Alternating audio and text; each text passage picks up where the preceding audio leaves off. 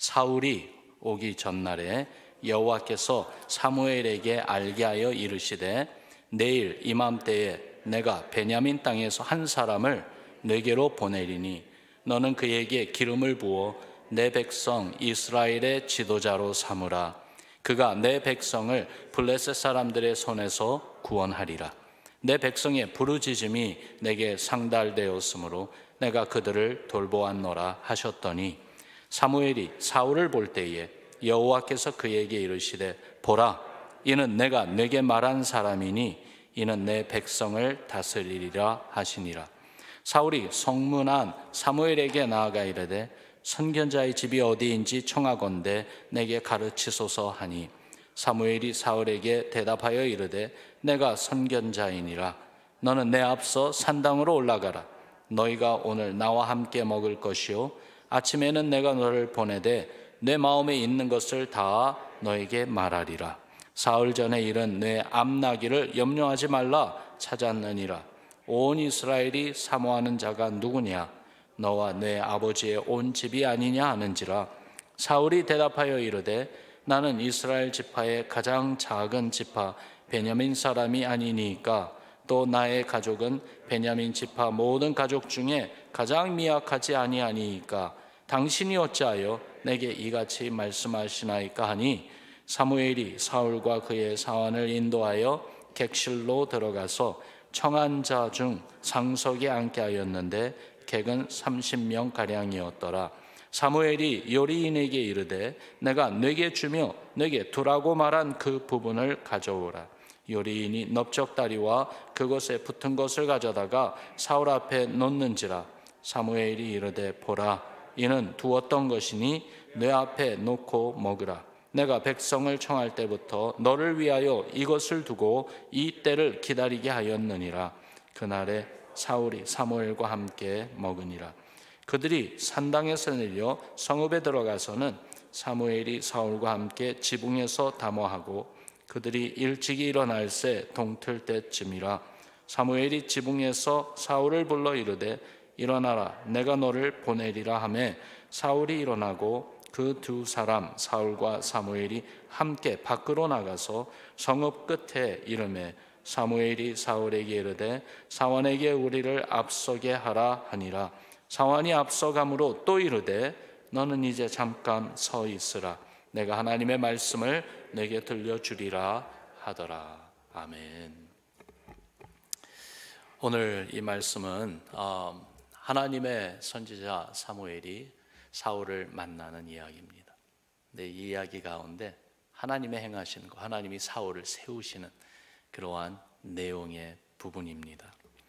이스라엘은 하나님의 택한 백성이지요.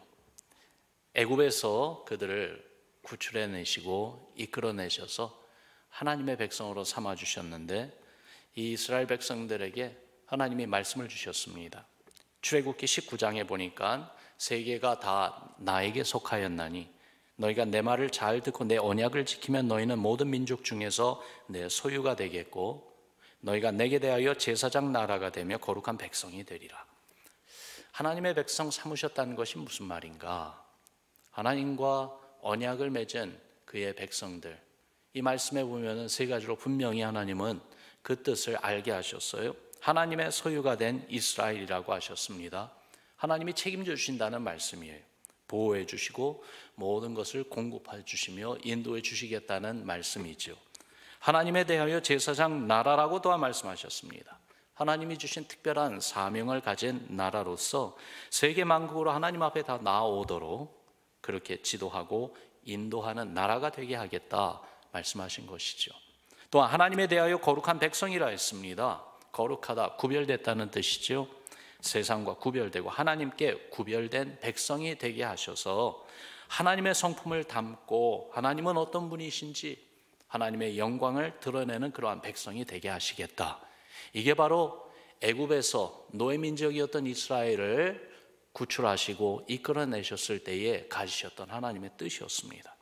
이 내용을 보면은요, 모든 것이 다 하나님과의 관계에서 비롯됩니다. 그런데 이런 이스라엘이 하나님 말고 자기들 주위에 있는 이방인 나라들처럼 왕을 세워달라고 했습니다. 어떻게 보면 하나님을 거부하는 요구죠. 하나님과의 이 관계, 하나님의 소유가 되고 하나님에 대하여 제사장 나라가 되고 하나님의 거룩한 백성이 되게 하시겠다고 하신 하나님이 중심인 그러한 나라로서 그 백성으로 세우시겠다고 하셨건만 그러한 하나님을 거부하는 요구였습니다. 그리고 그것이 계기가 돼서 이스라엘이 이제 왕정 시대로 들어가기 시작하는데요. 하나님은 이스라엘 백성들에게 먼저 경고하셨죠. 이스라엘 백성이 원하는 이방인 나라들처럼 그들에게 하나님 말고 사람의 왕을 세우면 그 왕이 이스라엘 백성을 징집하고 또한 부릴 것이라고요. 백성들을 위하는 것이 아니라 오히려 백성들을 자기 종으로 삼고 그렇게 부릴 것이라고 경고했습니다. 그래서 그들의 고난이 클 것이라고 말씀해 주셨어요. 결국 애굽에서 노예 생활로 고통 가운데 하나님께 부르짖었던 것처럼 그렇게 하나님을 찾고 부르짖게 될 것이라고요. 그러나 그때는 하나님이 응답하지 않을 것이라고 경고하셨습니다. 그래도 이스라엘은 하나님의 이런 경고를 받아들이지 않습니다. 무시했습니다. 자기들의 왕을 세워달라고 했습니다. 그리고 여기에서 희한한 거는요, 앞으로 일어날 일이 어떤 일인 걸 분명히 하나님은 알고 계시는데도 이스라엘 백성의 요구를 거절하지 않으셨습니다. 그들의 요구를 기뻐하지 않으셨지만은 그러나 허락하셨습니다. 그러면서 하나님이 이스라엘 백성들에게 왕을 세우시고 왕을 주시는데 이 일에 대해서 적극적으로 하나님이 개입하시는 것을 봅니다. 그렇게 해서 세워진 왕이 바로 초대왕 사울이죠. 오늘 우리가 읽은 말씀에 보면은 그 내용을 우리가 느낄 수가 있어요. 15절부터 다시 한번 보세요. 사울이 오기 전날에 여호와께서 사무엘에게 알게 하여 이르시되 내일 이맘때에 내가 베냐민 땅에서 한 사람을 너에게로 보내리니 너는 그에게 기름을 부어 내 백성 이스라엘의 지도자로 삼으라. 그가 내 백성을 블레셋 사람들의 손에서 구원하리라. 내 백성의 부르짖음이 내게 상달되었으므로 내가 그들을 돌보았노라 하시더니 사무엘이 사울을 볼 때 여호와께서 그에게 이르시되 보라 이는 내가 내게 말한 사람이니 이는 내 백성을 다스리리라 하시니라. 여러분 오늘 본문 말씀만 딱 띄어서 보게 되면은 하나님의 그 온전하신 계획 가운데 이렇게 하나님이 택하신 사람을 세우는 거구나, 여기에 아무 문제 없는 것을 우리가 생각할 수밖에 없죠.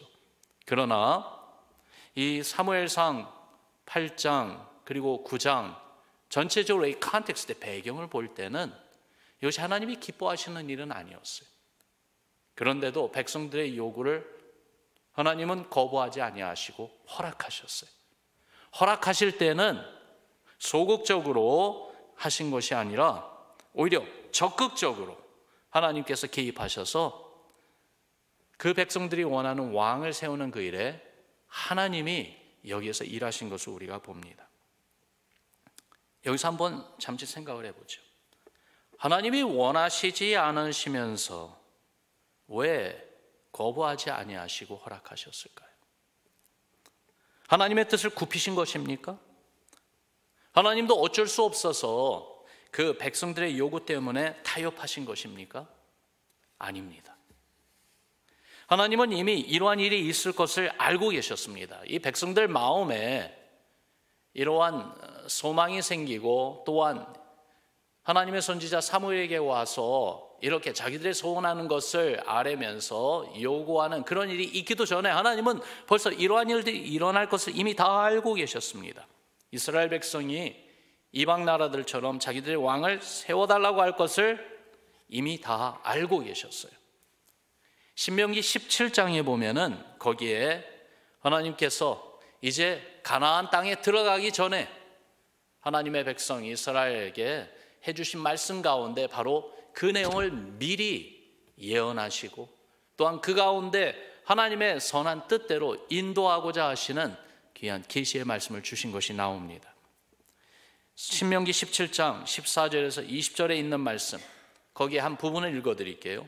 내가 내 하나님 여호와께서 내게 주시는 땅에 이르러 그 땅을 차지하고 거주할 때에 만일 우리도 우리 주위의 모든 민족들 같이 우리 위에 왕을 세워야겠다는 생각이 나거든 반드시 내 하나님 여호와께서 택하신 자를 내 위에 왕으로 세울 것이며 그가 왕 위에 오르거든 이 율법서의 등사본을 레위 사람 제사장 앞에서 책에 기록하여 평생에 자기 옆에 두고 읽어 그의 하나님 여호와 경외하기를 배우며 그 율법의 모든 말과 이 규례를 지켜 행할 것이라. 이스라엘의 왕은요, 이방 왕들과 달라야 한다는 것을 분명히 말씀하셨어요. 하나님이 택하신 자를 왕으로 삼아야 한다고 말씀하시고, 그렇게 세움을 받은 자는 평생토록 하나님 말씀대로 백성을 다스리고 하나님 뜻에 순종해야 된다라고 하셨습니다.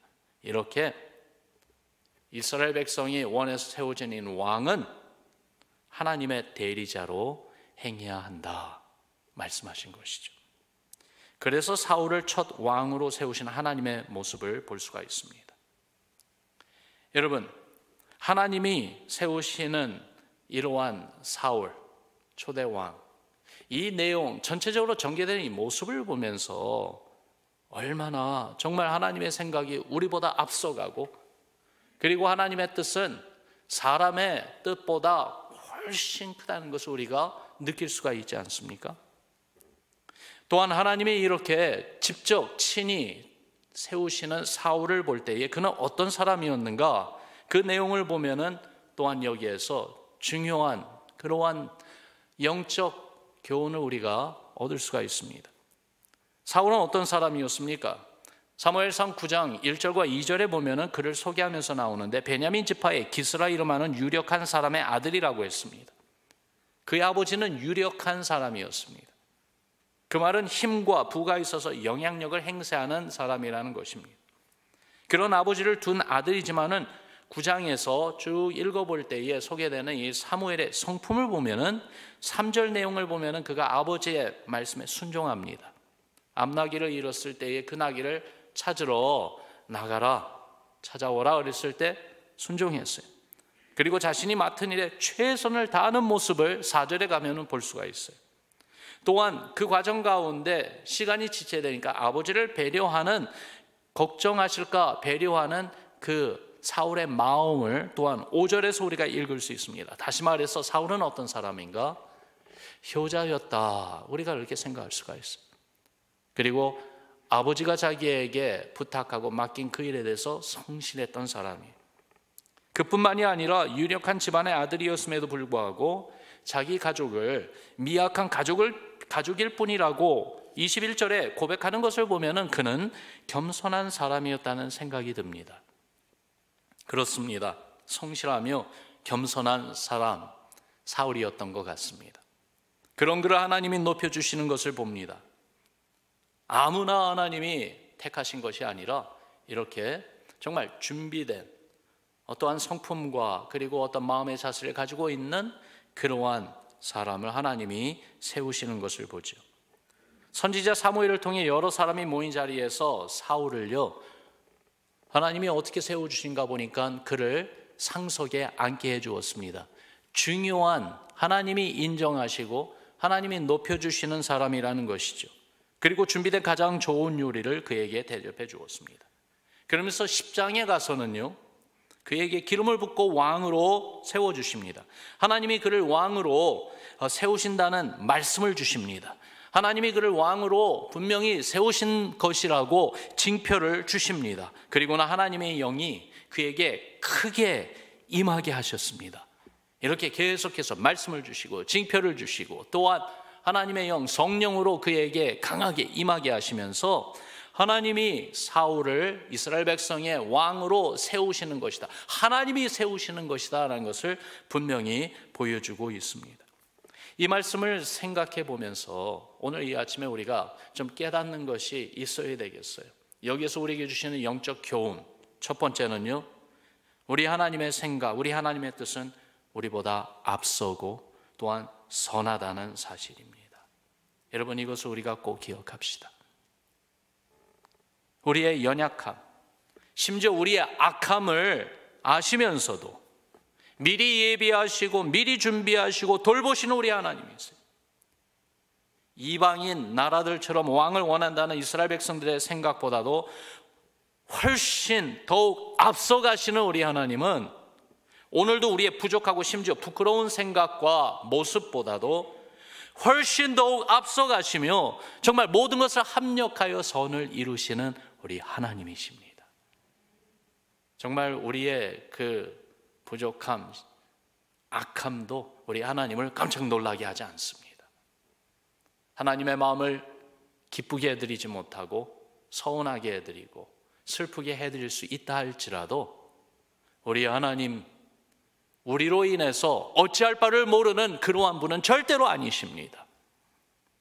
예수 그리스도의 피의 언약으로 우리를 구원하시고 하나님의 자녀 삼아 주신 대로 늘 우리를 대하실 때 하나님의 선하심으로 대해 주시고요, 우리의 부족하고 심지어 우리의 잘못된 그러한 결단과 잘못된 길을 가는 그 과정 가운데서도 주님의 선한 손길은 우리를 절대로 놓지 아니하십니다. 우리를 향해 주님께서 가지신 그 선한 뜻은 절대로 물리지 않으십니다. 죄악된 모습으로 우리가 넘어진다 할지라도 그것이 우리를 향하신 하나님의 선하심, 우리에게 부어주신 하나님의 사랑을 결단코 위축시키거나 막을 수는 없습니다. 이거 얼마나 귀한지요. 요셉이 자기 형들에게 말한 것처럼 하나님은 사람의 악함도 선으로 바꾸실 수 있는 분이십니다. 그러므로 이러한 우리 하나님, 우리가 믿을 수 있습니다. 믿을 수 있습니다. 아니, 믿어야 합니다.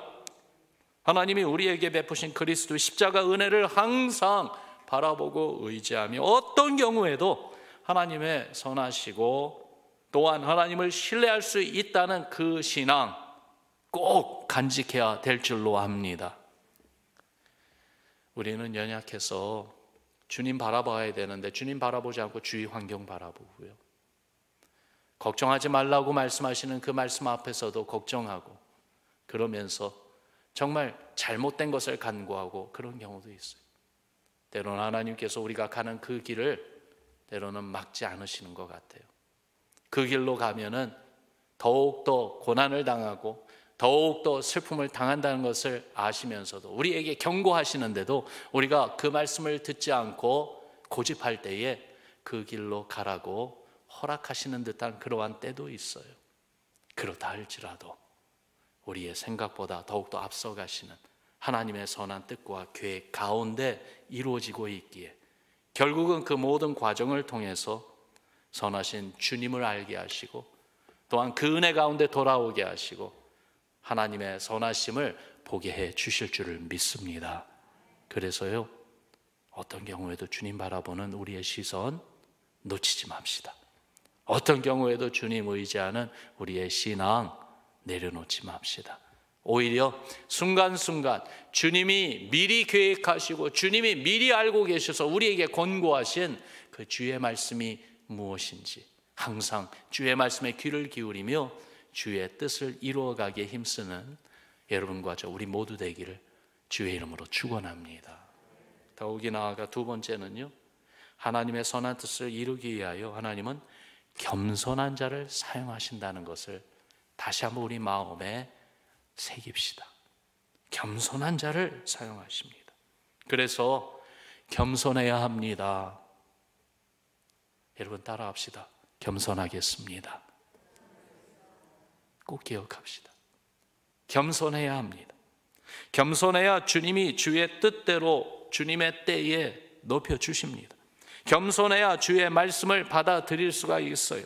겸손해야 주님이 주시는 징표를 보게 됩니다. 겸손할 때 주의 영이 우리 안에 강하게 일하시는 것을 느끼고 체험하게 됩니다.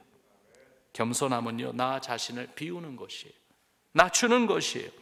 예수님이 겸손함으로 당신 자신을 비우고 낮추신 것을 우리가 기억합시다. 주의 십자가를 바라보며 그 십자가의 은혜 가운데 있기를 항상 사모하는 그러한 신앙이 있어야 되는 게 바로 이 이유 때문이에요. 주님을 바라보고 주의 겸손하심을 기억하는 거예요. 그렇게 사람이 되셔서 우리에게 오신 주님, 그렇게 우리를 구원해 주신 주님, 이런 예수님을 하나님 아버지께서 높여주셨어요. 만왕의 왕, 만주의 주가 되게 하셨어요. 사울이 겸손하고 성실할 때 하나님은 그를 세워주셨습니다. 하나님의 백성을 돌보는 지도자로 삼아주셨습니다. 우리도 주님 앞에서 겸손하고 성실하기 바랍니다. 주의 선한 뜻을 이루는데 쓰임받는 우리가 되기를 바랍니다. 주의 성령과 말씀으로 충만해서 주의 선하심을 드러내고 보여주는 우리들 또한 우리 교회가 되기를 주님의 이름으로 축원합니다. 최근에 제 주위에서 저에게 하나님의 일하시는 모습을 들려주시는 분들이 계셨습니다. 지난 주간에 캘리포니아 주총회 이사회 모임에 제가 참석했습니다. 거기에서 놀라운 소식을 들었어요. 팬데믹 기간 동안에 하나님이 강력하게 일하시는 교회가 있다고요. 어떻게 일하느냐고 무슨 말을 하시는가 들어봤는데 이런 내용이었습니다. 팬데믹 기간 동안에 모일 수가 없고 그리고 많은 우리의 신앙이 위축되고 정말 어려운 그런 기간을 지나고 있었는데 그때에도 하나님이 일하고 계시는 모습을 어떻게 보여줬는가. 한 교회에 지난 2년 반 동안에 예수 그리스도를 마음에 영접하고 침례받은 성도의 숫자가 1200명이 넘는 교회가 있다는 거예요. 어떻게 그런 일이 있을 수 있을까? 그 교회와 그 교회를 목회하시는 목사님의 그 소식이 부각되어서 정말로 많은 교회들 그리고 많은 주의 종들 앞에 관심을 갖게 하고 그래서 지금 간증하며 정말 분주하게 다니신다는 그런 이야기를 들었습니다. 바투미 선교 기간 동안에 선교사님을 통해서 희한한 소식을 들었습니다. 아르메니아라는 그 나라에 하나님께서 일하시는 강한 성령의 역사가 좀 일어나고 있다는 소식을 들었습니다. 최근 5년에서 10년 사이에 지금 그 일이 일어나고 있는데 지금도 진행 중이래요. 어떤 모습으로 일어나고 있습니까? 듣고 알려고 했었을 때에 청년들이 선교의 비전을 가지고 하나님께 헌신하면서 하나님께 자신들의 삶을 바치는 그러한 일들이 지금 일어나고 있다고 합니다. 그래서 거기에서 이라크로, 이란으로 그 주위에 있는 중동 지역의 이슬람권의 그 여러 나라로 선교사로 파송받기 위하여 삶을 헌신한 청년들 그리고 젊은 부부들이 그렇게 훈련받고 준비되고 있다는 소식입니다. 그것도 특별히 한 교회에서 그러한 일이 일어나고 있는데 근데 그 교회에서 제1호 선교사로 터키에 파송된 부부가 바로 우리 교회가 후원하고 있는 그 아르샥 선교사님 부부라는 걸 알게 되었습니다. 그 교회에 대해서 물어봤습니다. 무슨 일이 지금 일어나고 있는지. 그 이야기를 들을 때에 제 마음에는 그 현장에 가보고 싶은 생각이 들었어요. 지난 주일 2부, 3부 예배 그리고 4부 예배 때도 잠시 언급해 드렸는데요.